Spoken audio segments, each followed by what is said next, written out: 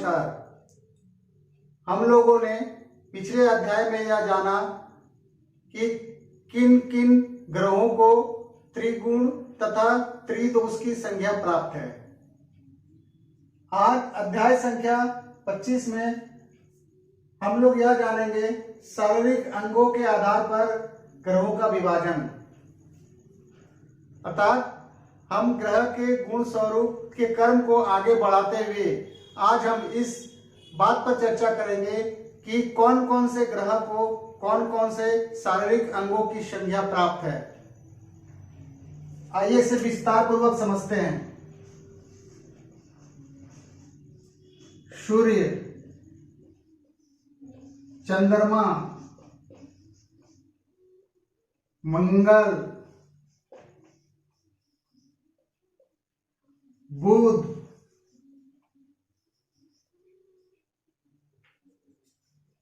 शुक्र, क्षमा चाहेंगे, गुरु,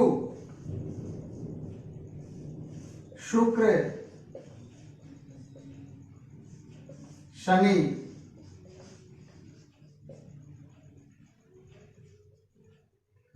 सूर्य को हड्डी, चंद्रमा को रक्त, मंगल को मांसपेशी,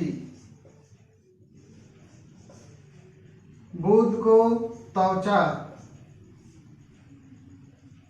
गुरु को वसा, शुक्र को वीर्य, शनि को स्नायु। आइए इसे विस्तार पूर्वक समझते हैं। सूर्य को हड्डी की संज्ञा प्राप्त है। सूर्य को हड्डी का कारक ग्रह भी माना गया है। हड्डियां हमारे शरीर को संतुलन देती है। हड्डी हमारे शरीर को सीधा और सुदृढ़ बनाता है। हड्डी संबंधित किसी भी परेशानी को समझने के लिए हमें सूर्य को देखना चाहिए तथा सूर्य को समझना चाहिए।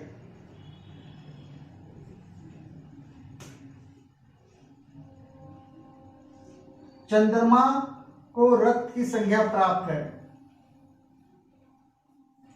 चंद्रमा को रक्त का कारक ग्रह भी कहा गया है। रक्त शरीर में सबसे तीव्र गति से प्रवाहित होता है तथा रक्त को जल तत्व की प्रधानता प्राप्त है। ग्रहों में सबसे तेज गति वाले ग्रह चंद्रमा कहे गए हैं, अर्थात चंद्रमा को एक राशि भोगने के लिए 2.25 दिन का समय लगता है। चंद्रमा सबसे तीव्र गति से एक राशि को भोगता है। इन्हीं कारणों से चंद्रमा को रक्त का कारक ग्रह कहा जाता है। रक्त संबंधित परेशानी को समझने के लिए हमें चंद्रमा से समझना चाहिए, अर्थात रक्त संबंधी किसी भी प्रकार का बीमारी या रोग हो तो इसकी विवेचना हमें चंद्रमा से करनी चाहिए।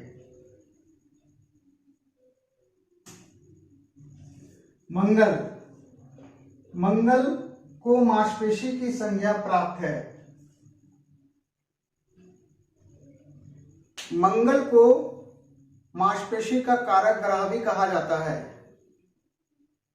शारीरिक ताकत का विचार मंगल ग्रह से ही किया जाता है।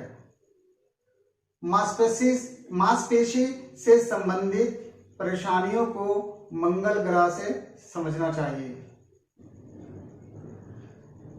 जब भी मसल्स अर्थात ताकत की बात आती है तो मंगल ग्रह को अच्छी तरह से समझना चाहिए।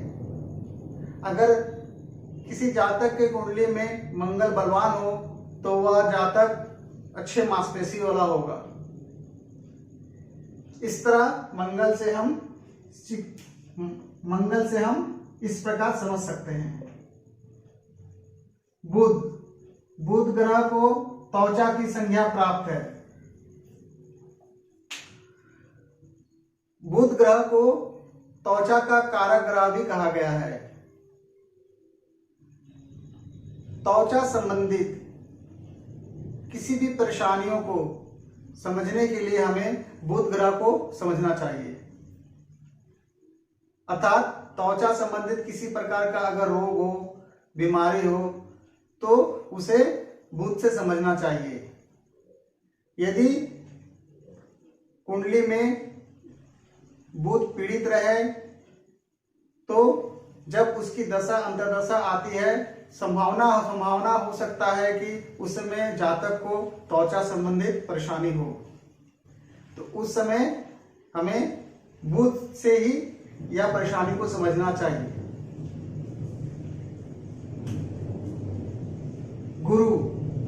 गुरु ग्रह को वशा की संज्ञा प्राप्त है। गुरु ग्रह को वशा का कारक भी कहा जाता है। शरीर में वशा के बढ़ने से शरीर में फैलाव होता है और इससे शरीर में मोटापापन बढ़ता है। वसा संबंधित या मोटापा संबंधित किसी भी परेशानी को समझना हो तो उसे गुरु ग्रह से समझना चाहिए।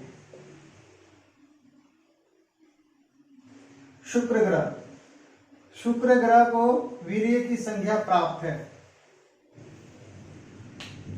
शुक्र ग्रह को वीर्य का कारक भी कहा गया है। वीर्य संबंधित यदि कोई समस्या हो तो उसे शुक्र ग्रह से ही समझना चाहिए।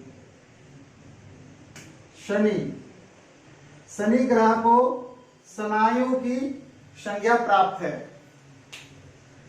शनि को स्नायु का कारक भी कहते हैं। स्नायु अर्थात नर्व सिस्टम। यदि शरीर में जो नस है वह शनि से देखा जाता है।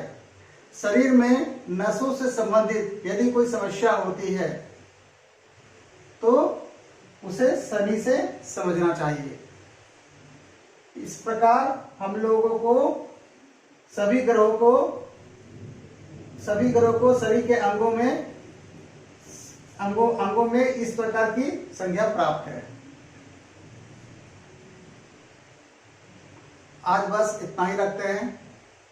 उम्मीद करता हूं कि आपको यह पाठ समझ में आया होगा। अगर पसंद आया हो तो वीडियो को लाइक करें, शेयर करें, कमेंट करें, सब्सक्राइब करें तथा बेल आइकन को जरूर प्रेस करें। इस वीडियो को अंत तक देखने के लिए आप सभी को बहुत बहुत धन्यवाद। नमस्कार।